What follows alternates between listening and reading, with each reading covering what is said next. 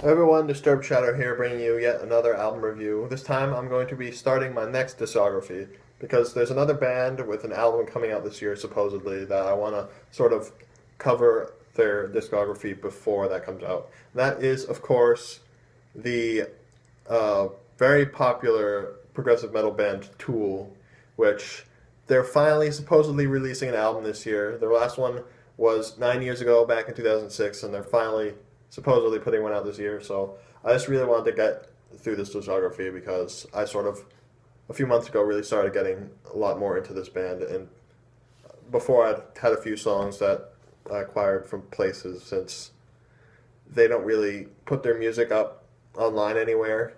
But over the last few months, I sort of acquired all their CDs so I could actually have access to their music legally because I like supporting bands. So I've been listening to a lot of Tool recently, and I decided I'm just going to jump through all four albums that they have and review them.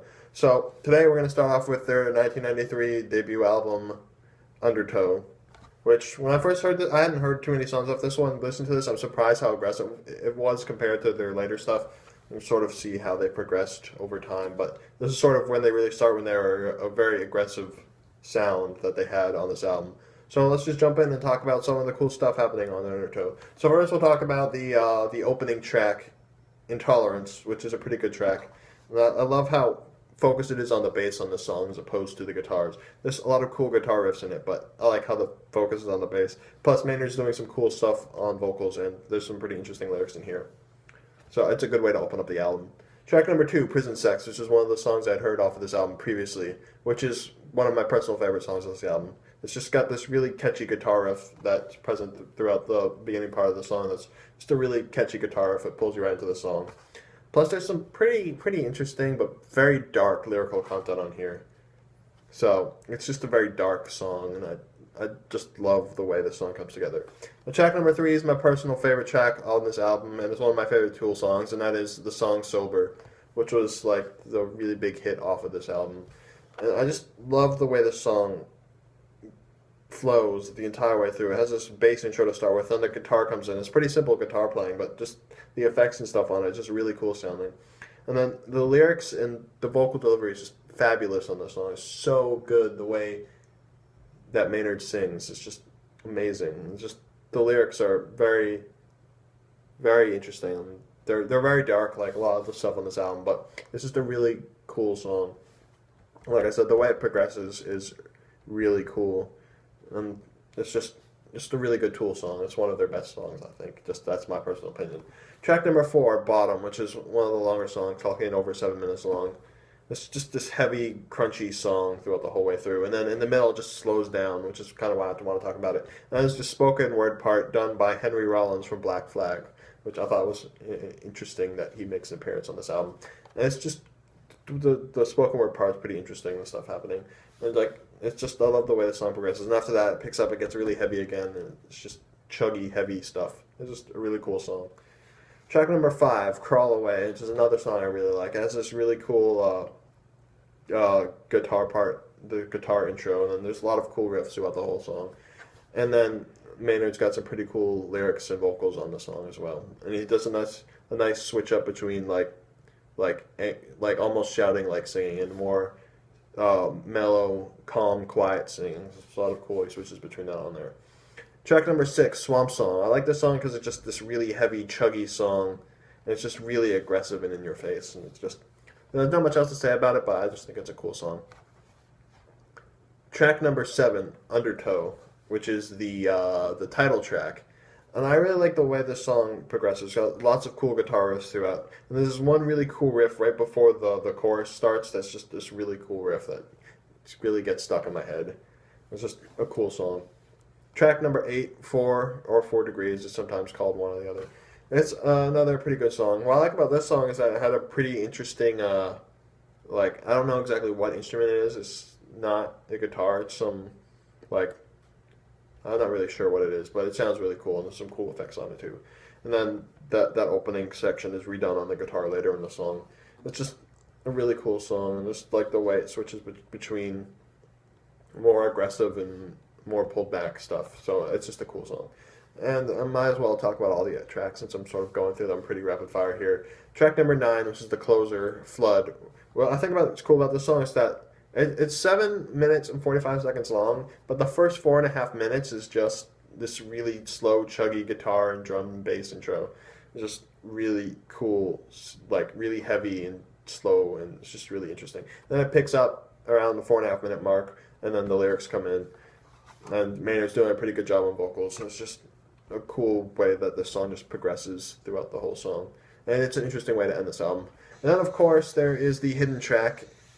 After 61-second tracks, basically, then you have track number 69, which I'm pretty sure that was on purpose, Disgustipated, which is a really fucking weird song. It's not really a song, it's just noise. And there's a part in the middle where Maynard does this thing. It sounds like he's a southern preacher or something. It's just a sermon. It's weird. And then there's the part that's just repeated for a really long time with some weird percussion stuff. They're just saying, this is necessary, over and over again. It's just a really interesting thing. And it's like 15 minutes, 47 seconds. And at the end, it just sounds like crickets and static. It's pretty cool. It's just a weird song, but Tool is known for having these weird noise tracks. And they stuck one at the end of this album. It's interesting. So let's just jump in and talk about what the actual band members themselves are doing.